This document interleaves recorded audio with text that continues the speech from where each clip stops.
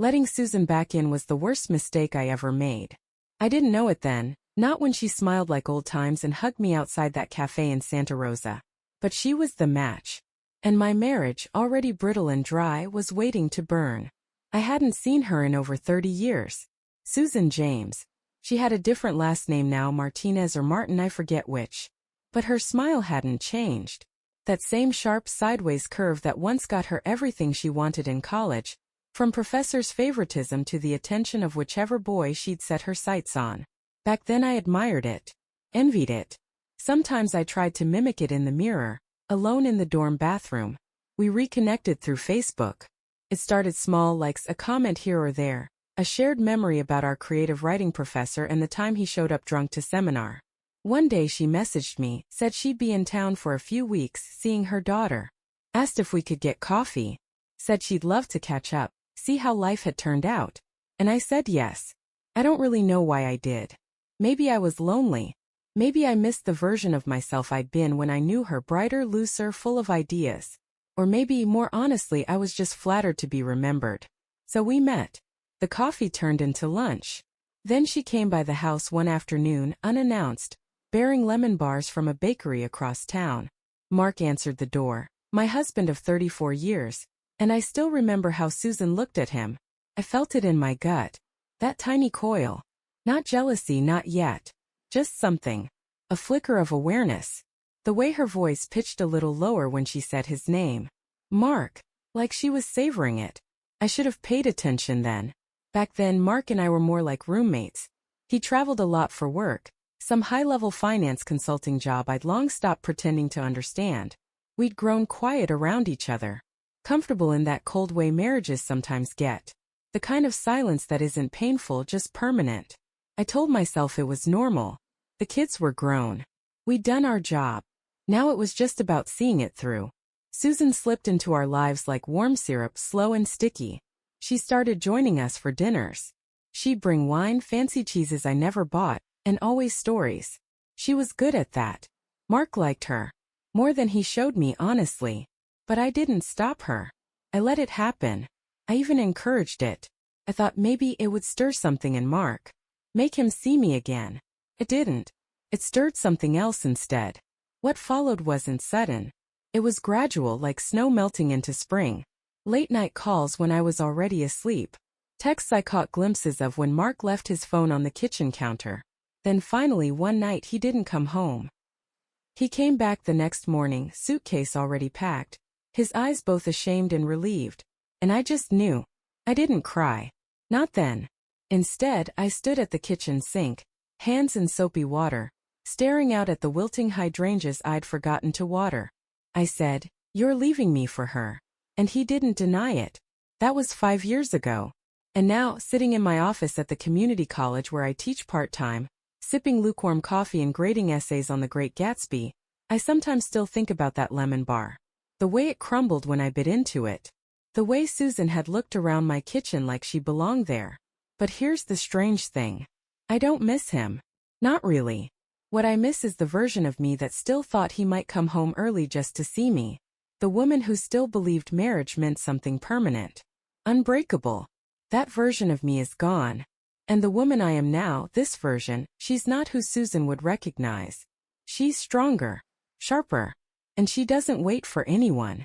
The first morning without him was unbearably quiet. The kind of quiet that doesn't just settle in the room. It settles in your chest. Heavy, hollow. Mark's toothbrush was still in the holder. His keys still hung by the door. For a moment, I thought maybe he hadn't really left. Maybe he'd come back in, say it had been a mistake, say she meant nothing. That it was just a lapse in judgment, a middle-aged crisis in a younger woman's body. But he didn't come back. Not that day. Not the next. I called our daughter Rachel. Told her the truth as calmly as I could. She was angry. Not at me but at him. Her voice shook when she said, "Are you okay, Mom?" And I said yes. I said it because I thought if I said it enough times it might start to feel true. The thing about long marriages, the ones that survive children, layoffs, illnesses, is that when they end it's not just the partner you lose. It's the scaffolding, the routine, the way you poured 2 cups of coffee each morning, even if one went cold on the counter. The quiet understanding of when to leave the bedroom light on, when to turn it off. Now everything echoed. I spent the first week moving through the house like a ghost, rearranging cabinets, washing bedsheets that weren't dirty, Windexing windows that didn't need it. I couldn't sit still because if I sat still, I'd hear it, the silence. Mark didn't call. Not even once. I found myself searching Facebook, checking Susan's profile like a compulsion. They'd gone to Hawaii together. Maui. She posted a picture of her in a sundress on a balcony, wine glass in hand. His hand was on her waist. I stared at it longer than I should have. Not because I wanted him back, but because I couldn't understand how he moved on so quickly. As if 34 years had been a rental. And then the strangest things started happening. I began to breathe again. Slowly. Grittily. Like thawing out after a long freeze. I started waking up early not because I had to but because I wanted to. I'd walk the neighborhood in the blue light before sunrise. I joined a yoga class at the community center. I pulled the sewing machine out of the attic and taught myself how to make pillow covers. I said yes to a teaching position at the college when I would have said no before. Just one class. Intro to Literature. Mostly adult students. Women who'd gone through things. I saw myself in them. I stopped looking at Susan's profile. Stopped needing to know. I still felt hollow sometimes, yes. Especially in the evenings. The house would dim around 5 o'clock and I'd stand in the kitchen, unsure whether to cook or just eat crackers over the sink. But there was no one to answer to. No one to disappoint. No one to perform for. And in that strange emptiness, a quiet part of me started to bloom. It wasn't happiness yet. But it was a beginning. And that more than anything terrified me. Because if I could rebuild. What did that say about what we had? By the end of that first year, I'd stopped flinching when I heard his name. That surprised me. How the body just adapts. Rebuilds. Like bones after a break. There's always the ache when rain comes, but you learn to live with it. You learn to walk differently. I settled into a new routine. Not the kind built from duty but from choice. 3 days a week I taught at the college. I grew to love it. The quiet hum of conversation before class. The creak of old desks. The smell of pencil shavings and coffee. My students were mostly older women, single moms, retired nurses, one former nun. They were there because they wanted to be. They listened. They asked questions that mattered. We read Toni Morrison. Audre Lorde. Adrienne Rich. One afternoon after class, a woman named Gwen stayed behind. 63. Wore bright lipstick and always brought a thermos of soup. She said, "I think you're the first person who made me feel smart since my husband died." I nodded speechless. Because I understood. That hunger. That quiet ache of being unseen. After she left, I cried in the parking lot for 10 minutes. Not because I was sad, but because I realized for the first time I was doing something that felt mine. Not ours. Not his. Mine. I started a garden in the back. Something about putting my hands in the dirt helped. Like I could replant myself if I dug deep enough. I watched tomatoes ripen slowly, stubbornly. I pulled weeds like I was exorcising ghosts. I even joined a book club. I didn't speak much at first. Just listened, sipped my wine, made a few notes in the margins. But there was one night, early spring, light still hanging in the sky, when someone asked what I thought about the ending of The Awakening. And I spoke. I don't even remember what I said. But they nodded. They listened. I was part of the room. And then, maybe 6 months after the divorce papers were finalized, I ran into Mark's sister at Trader Joe's. I'd always liked Ellen. She gave long, rib-crushing hugs and remembered your birthday without Facebook prompts. We stood between the frozen peas and the oat milk, just staring at each other for a minute. She said, "I'm so sorry, Kath. None of us saw it coming." I nodded. I didn't know what to say. So I asked how he was. She hesitated. Her lips twitched like she was about to smirk, but thought better of it. "They're not together anymore," she said finally. I blinked. What? Susan left him. 3 months ago. Moved back to Santa Fe. Started working at an art gallery. He didn't tell you. I let out something between a laugh and a breath. "We don't talk." Ellen put a hand on my shoulder. "He's not doing great." I nodded again, out of habit more than sympathy. But inside, I felt nothing. No joy. No triumph. Just a quiet confirmation that I hadn't been the one broken. That evening, I sat on the porch with a glass of Pinot and watched the wind move through the lemon tree in the side yard. There were 2 lemons starting to turn, bright and yellow and stubborn. And I thought, She left him. She left him. And I didn't feel sorry. He didn't call first. Didn't text. Didn't email. No warning. Just a knock on the door one Tuesday morning, late spring. The kind of day when the air smells like cut grass and you don't expect anything to change. I'd just poured a second cup of coffee and was halfway through reading a student's essay on Beloved when I heard it. 3 soft knocks. Polite. Familiar. When I opened the door, Mark was standing there. He looked older. Not older in the way time does, but in the way regret does. He'd lost weight. His eyes were shadowed. Hair more gray than I remembered. "Hi," he said, like that was all it took. I didn't invite him in. Not right away. He glanced past me into the house, our house, and something flickered in his eyes. Longing, maybe? Or just memory? I stood in the doorway waiting. "I didn't know where else to go," he said finally. "I just needed to see you." I didn't say anything. I couldn't. My mouth was dry. My hand clenched the edge of the doorframe so tightly I thought it might splinter. "Can I come in?" he asked, voice small. I stepped aside. He moved through the house like someone walking through a dream. Ran his fingers along the bookshelf. Stared at the framed picture of Rachel at her college graduation. Paused at the table where we used to sit with crossword puzzles and Saturday coffee. Then he sat down. I stayed standing. "Look," he said, rubbing his hands together. "I know I have no right. I know I hurt you." I raised an eyebrow. Understatement of the year. He looked up at me. Eyes red. "I just thought maybe if you'd let me say it out loud it might matter." "Say what?" I asked, voice flat. "I'm sorry." He swallowed. "I'm so sorry, Catherine. For everything. For not seeing you. For throwing away what we had. For being stupid enough to think he stopped. That any of it meant more than what we built." I sat down then. Not for him. For me. Because I needed my legs to stop shaking. "She left you," I said. He flinched. "Yeah." There was a long silence. And then he said it. "I want to come home." My stomach turned. Not because I hadn't imagined this moment I had. But in every version I thought I'd feel triumphant. Vindicated. Wanted. Instead, I just felt tired. "I have a life now," I said. "I know. I have peace. I can see that."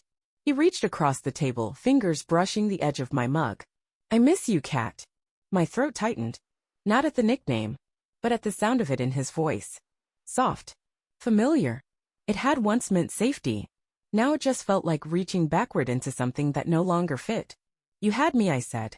"For 34 years. And you didn't look at me once the way you looked at her." He closed his eyes.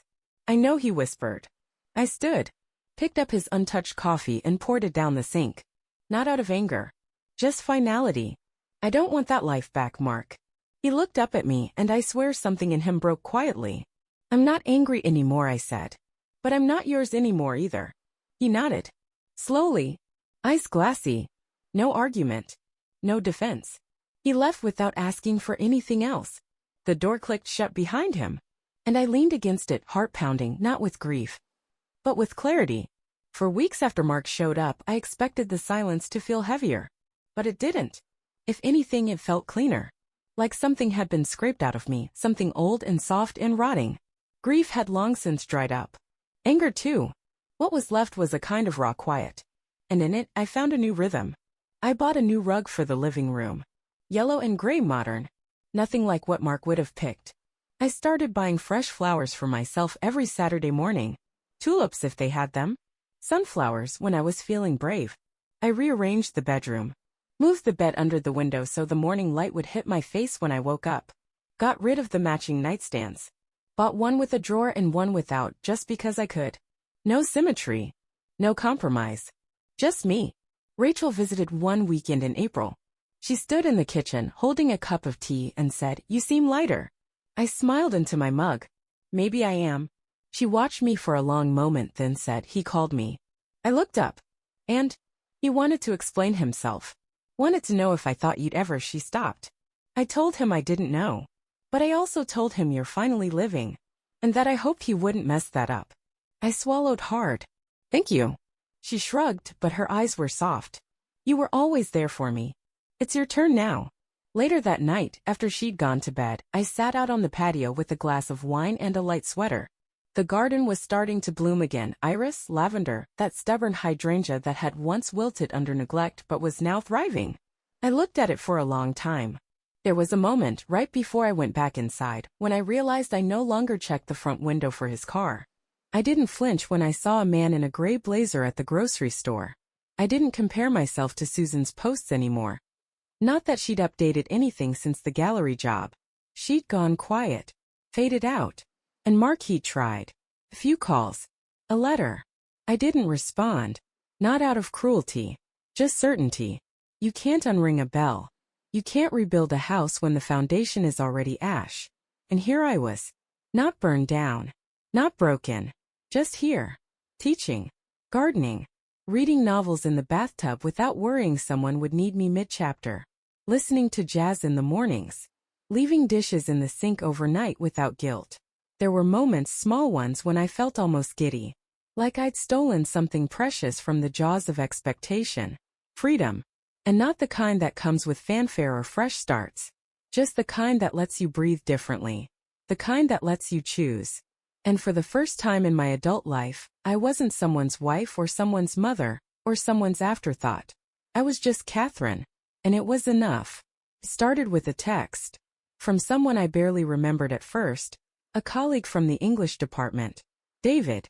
We'd worked together for a few semesters. Exchanged polite hellos in the faculty lounge. He always brought his own tea bags from home, and read The New Yorker during lunch. Wore corduroy blazers with elbow patches, the cliché kind that should have annoyed me but didn't. His message was simple. Heard your lecture on Baldwin last week, really struck a chord. Would love to grab coffee sometime. No agenda, just conversation. I read it twice. Then a third time. And I didn't feel dread. Or pressure. Or confusion. I just felt curious. We met at a small cafe near campus. One with real mugs and quiet corners. He was already there when I arrived, reading a book on urban silence, whatever that meant. He looked up and smiled like it wasn't a big deal. Like we did this every week. And somehow it didn't feel like a big deal. Not like the first time I let Mark take me to dinner. Not like the cautious performance of old love. Felt like air. We talked about everything but ourselves at first. The rise of AI. Bad grammar in student emails. Whether it's possible to actually enjoy Henry James. And then, somewhere between a refill and a slice of ginger cake, he asked me what I'd learned about myself in the last year. I didn't have an answer right away. So I just said, I'm still learning. He nodded like he understood. And I think he did. That afternoon stayed with me longer than it should have. His voice in my mind, low and kind. The way he'd listen without trying to fix anything. Just listened. I didn't realize how rare that was. We started meeting every other week. Sometimes for coffee. Once for a gallery opening downtown. He didn't try to hold my hand. Didn't lean too close. He just kept showing up. Steady. Gentle. One Sunday he brought over a small stack of books he thought I'd like. He stood at my door holding them like a peace offering. Didn't want to text. Thought I'd drop them off the old-fashioned way. He said, smiling. I let him in. We talked in the kitchen. I brewed tea. He leaned against the counter like it was natural, like he belonged there. I watched the steam curl from our mugs and felt something in my chest loosen. Something that had been clenched for so long I forgot it was there. At one point he looked at me and said, I don't know where this is going. And I don't expect anything. I just know I like being around you. And I think that's worth saying out loud. It was the simplest thing. But it shook me. Not because it overwhelmed me. Because it didn't. Because for the first time, affection didn't feel like a negotiation. It felt like something soft being placed in my hands. And I could choose to hold it. Or not. That night, after he left, I sat by the garden window with the stack of books he'd brought. The porch light was still on, and the house felt full, not of noise but of something warmer. I didn't know what it was yet. But it didn't scare me. It just made me smile. Came in an envelope. Thick, cream-colored, with my name written in handwriting I hadn't seen in years. Marks. Careful, slanted, as if he still wanted it to look right for me. No return address. Just the weight of something he couldn't say aloud. I sat at the kitchen table, the letter unopened beside my tea. I didn't touch it for hours. Just watched the steam rise from my cup and disappear. Part of me didn't want to read it. I'd moved on, hadn't I? I'd built a life that no longer bent around his absence. I didn't want him inside my thoughts again. Not now. Not when the sky was finally clear. But some stubborn thread pulled at me. Not out of longing. Just curiosity. So I opened it. Catherine, it's hard to know where to begin. I've tried writing this so many times and each version felt wrong. Too apologetic. Too selfish. Too late. But I kept thinking about you. About us. And I realized the one thing I never gave you was a real goodbye. You didn't deserve what I did. I don't say that lightly. I say it knowing that the damage I caused can't be undone. I see now that what I mistook for freedom was really escape, from myself, from responsibility, from the parts of love that aren't easy or exciting. Susan was never you. She was never home.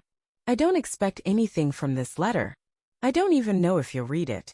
But if you do, I just want you to know, I see it now. The way you held our family together. The quiet, constant ways you loved me. I didn't see it then because I was too selfish. But I see it now. I hope you're happy. I hope you found the life I didn't give you. You deserve that. Mark. I read it once. Then again. Then folded it slowly and slid it back into the envelope. I didn't cry. I didn't get angry.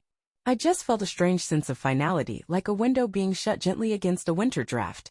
There was a time when I would have lived for a letter like that. Would have replayed every sentence in my head, dissected the sincerity, the regret, the timing. But now? Now I just felt done. Not bitter. Not vindicated. Just done. That night, I took the letter outside and tucked it into the compost bin. Not out of spite, but because that's what it was now, something to break down. To become soil. Let it feed the lavender. Let it disappear. Later, I texted David. Want to meet for lunch next week? I'm craving something warm. He replied almost instantly. You read my mind. Soup and good company. Name the time. And just like that, I turned back toward the life I'd chosen. Not because I was trying to prove anything, but because I no longer needed anything from the life I'd left behind. Spring turned into summer. The lemon tree in the yard gave more fruit than it ever had, heavy yellow bulbs weighing down its branches like offerings.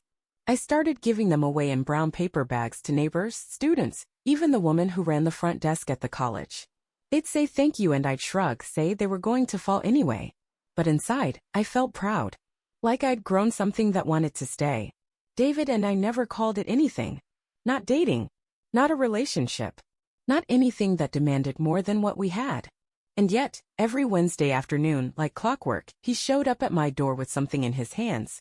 Scones. A book? One time, just a good story. He never pressed.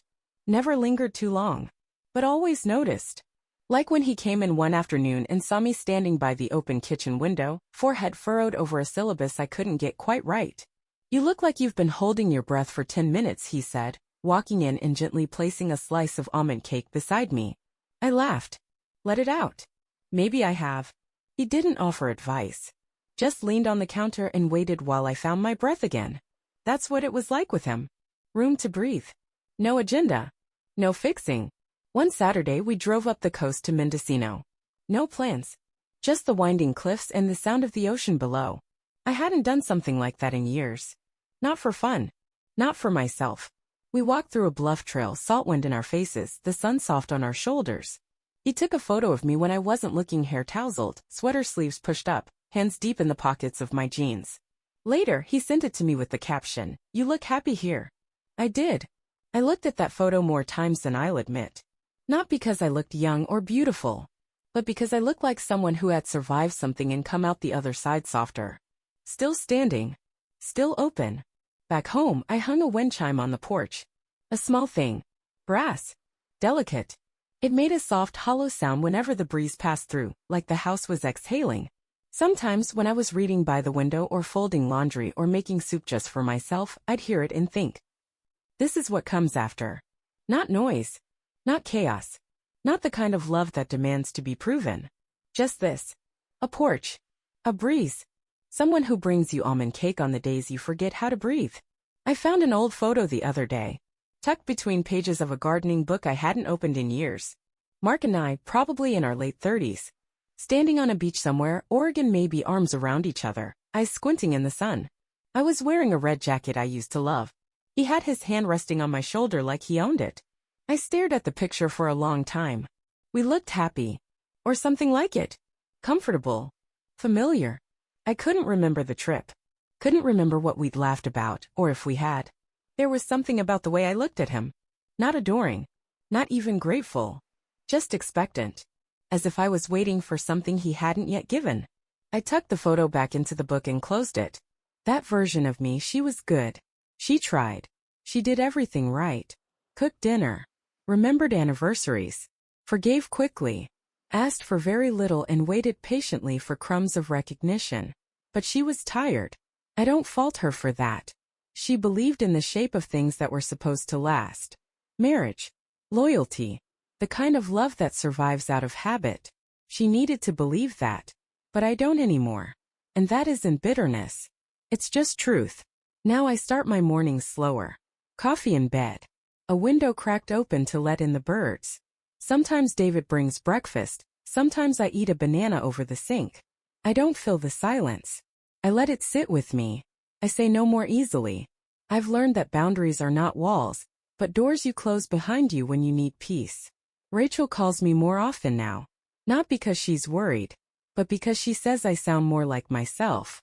We talk about books, her dog, the man she started seeing. She says she sees me differently now. Not just Mom, she said once. Just Catherine. And I like her. I do too. I'm not trying to be young again. That part of life is over. I don't want to stay up late or reinvent myself, or dye my hair a color it never was.